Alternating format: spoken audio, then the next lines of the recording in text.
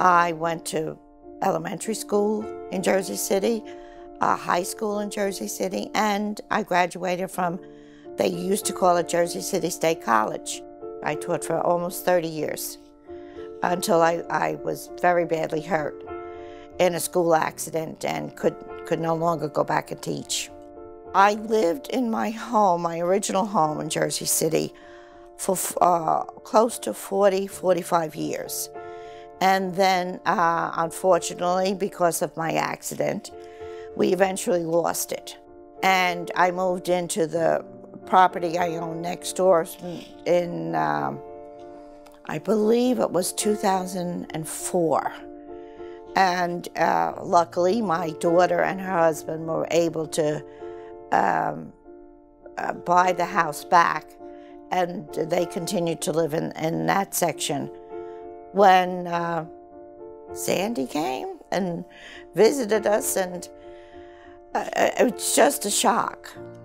I don't believe there's many people in the state of New Jersey realizes how severely in Country Village, even in Jersey City, the realization of how badly we were hit, I don't think is there. There was 5 feet of water coming down the street and hit us like a ton of brick.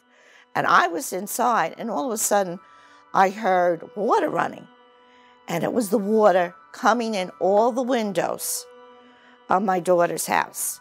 And she said, "You have to get out of here." And she literally pulled me up the stairs, and I had to fight her to go back because my dogs had been there. This thing, this Sandy, Superstorm, it brought out the best in people and it brought out the worst in people. The best was everybody worked together to help each other for the first few days. That was really good. But then the worst came out in people. And unfortunately, one group of people that were saying they were helping will wind up just throwing things and taking things. And that was like the breaking point for me, where my worst came out, because I went bonkers. I got so upset that I really did get hurt. The ambulance had to come and take me to the new medical center downtown in Jersey City. And that's when my dogs had to be taken, and that's when they were put into the shelter. And I never saw them after that. The place was so bad in downtown Jersey City, they couldn't keep me. And for some reason, somehow, they had access to cabs, and they sent me home. When I got back, there were no lights. There were no people. There was nothing, no one and nothing. And I started to hyperventilate. I said, "Take me to Bayonne Hospital." I said, "That's the closest hospital." So he took me there, and they couldn't take me. They weren't taking people. They had nothing. They didn't even have electricity. So they sent me to the first shelter. And they took very good care of us there. You didn't realize how bad it was when you were in that shelter.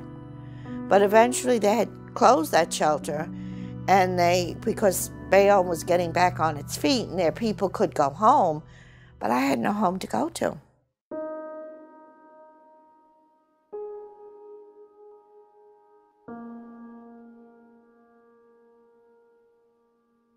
They began denying me everything.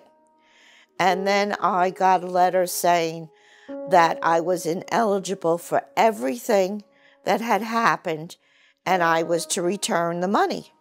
FEMA stated that it was not my primary residency, and therefore I was ineligible. I contacted legal services because I didn't know what to do. How do you prove you live someplace when there's nothing left?